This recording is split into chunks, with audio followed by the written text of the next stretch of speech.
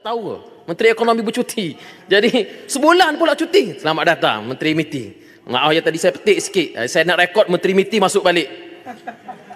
Jadi kita nak hantar menteri, ialah menteri MITI pun dah agak senior, tapi orang tak nampak kekuatan. Ialah dari sudut parti sendiri pun tidak ada.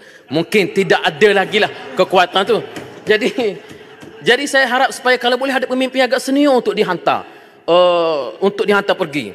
Kalau Menteri Ekonomi pun kita panggil dia balik sebab tak munasabah luluskan cuti. Kita dalam keadaan nak berperang sekarang ni.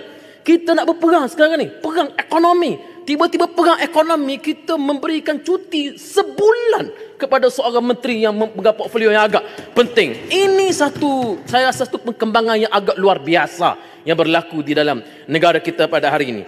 Tak ada isu lain kerana isu pemilihan parti. Pelik kita sedang diketawakan perkembangan ini.